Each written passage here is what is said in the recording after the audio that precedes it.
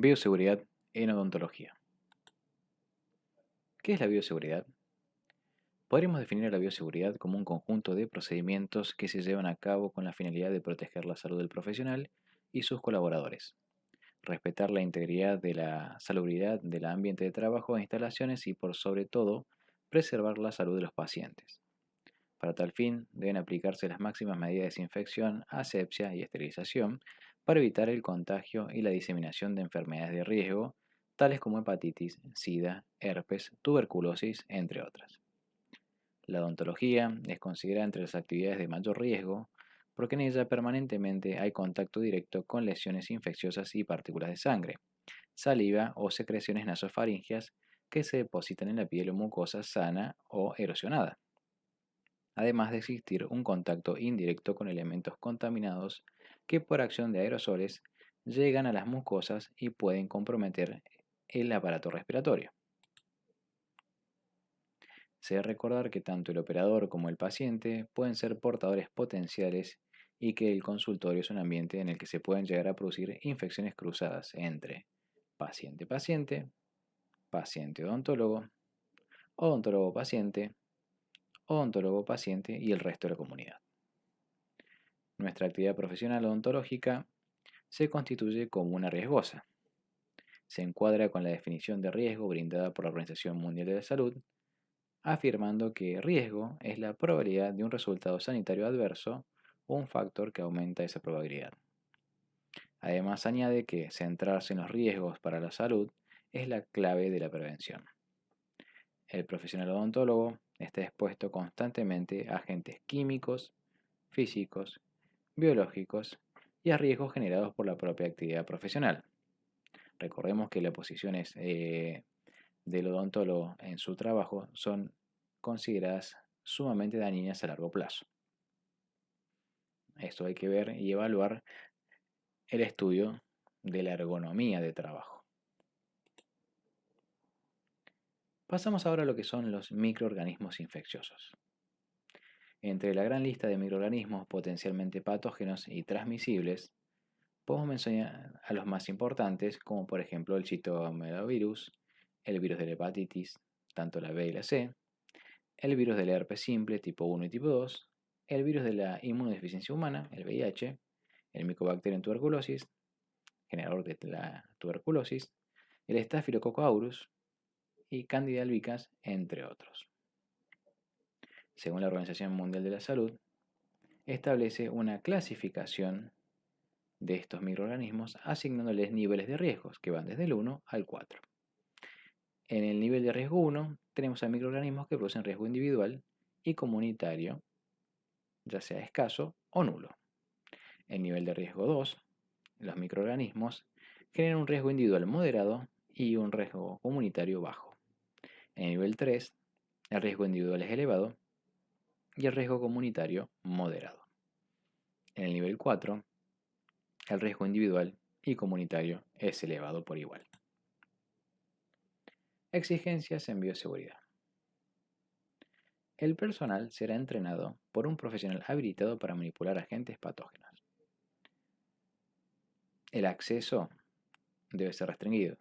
Nos estamos refiriendo a que en todas las áreas donde haya material que pueda llegar a ser potencialmente patógeno, su acceso será totalmente restringido. Se deben tomar precauciones extremas con los elementos cortopunzantes. Las operaciones generadoras de aerosoles deben ser realizadas con equipamiento y o procedimientos de contención física. El personal debe utilizar indumentaria adecuada siempre. Acá hay que remarcar que siempre que vamos a trabajar con material que puede ser potencialmente patógeno, tenemos que tener una vestimenta adecuada. De estas exigencias de bioseguridad surgen los niveles de bioseguridad que también se clasifican de nivel 1 al nivel 4. Obviamente yendo de lo más básico a lo más complejo. Principios rectores en bioseguridad. Tenemos la universalidad, el uso de barreras de protección, medidas de eliminación del material contaminado y vamos a empezar obviamente por lo que es la universalidad. Aquí en el criterio de universalidad de paciente, consideramos que todos los pacientes y sus fluidos corporales, independientemente del diagnóstico al ingreso o motivo por el cual han concurrido a la consulta, deberán ser considerados como potencialmente patógenos.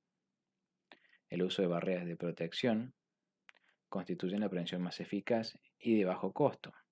Protegen de cualquier salpicadura o derrame de material químico, biológico, reactivo y evita toda contaminación que pueda provenir de nosotros mismos hacia el paciente o hacia la muestra que se está procesando, polvo, pelos, etc. De esta manera, el cuidado es mutuo. Medidas de eliminación del material contaminado. El riesgo biológico trasciende los límites del ámbito de la salud a través de los residuos biopatogénicos. Por lo tanto, es responsabilidad del profesional de la salud una correcta eliminación de los mismos. Más adelante veremos cómo estos residuos patógenos son clasificados y empaquetados en bolsas con diferentes colores. Los objetos cortopunzantes, aquí hay que tener mucha precaución, se desechan en contenedores resistentes a la punción. Está prohibido, lo recalco nuevamente, prohibido el uso de botellas de gaseosa para este tipo de residuos.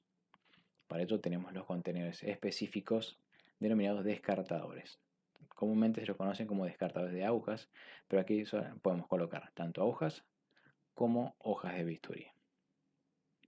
Los objetos no cortopunzantes, aquí, como había recalcado anteriormente, el tema de la clasificación a través de los colores. Los objetos no cortopunzantes se desechan en bolsas de diferentes colores dependiendo del origen.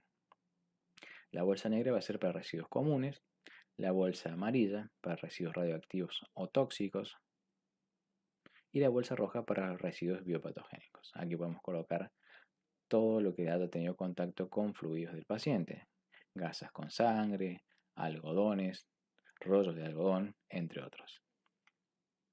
La eliminación final de estos residuos está a cargo de la empresa contratada y autorizada para tal fin, obviamente enmarcado en la Ley Nacional 24.051. Estas empresas se van a encargar de lo que es los residuos que van en bolsas amarillas y bolsas rojas. La bolsa negra lo hace la empresa normal de residuos, los residuos, digamos, comunitarios. Precauciones universales. De los principios universales de bioseguridad surgen las precauciones universales. Su aplicación constituye la primera estrategia de prevención de la transmisión de microorganismos y protegen al personal y a los pacientes.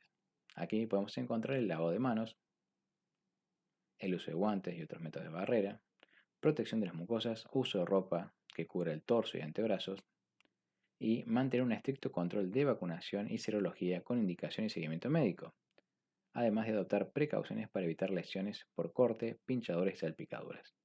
Cuando trabajamos con material cortopunzante y tenemos algún accidente que se pueda generar en nuestra actividad diaria, hay que activar el protocolo para tal, para tal accidente.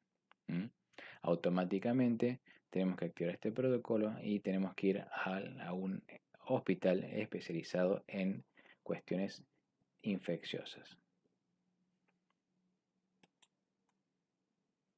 Recordar. El control de la infección no radica en usar las barreras universales, guantes, barbijos, entre otros, y tener contratado una empresa que retire los residuos biopatogénicos. Es algo más integral que tiene que ver no solo con la salud del personal involucrado, sino con la de toda la sociedad y la del medio ambiente. Por eso, en cada atención odontológica debemos tener en cuenta desinfectar la superficie de contacto y aerolización y protegerlas con cubiertas de un solo uso. Aquí tenemos que utilizar las compresas de uso descartable, al igual que los baberos que colocamos al paciente tienen que ser obviamente descartables. Tocar con los guantes solo lo necesario, pues todo lo que se toca se contamina y es factible de producir infección cruzada. Si estamos trabajando con un paciente en el cual estamos realizando una cirugía, nuestros guantes tienen las secreciones de los pacientes, ya sea saliva y sangre, no podemos tocar ningún otro material,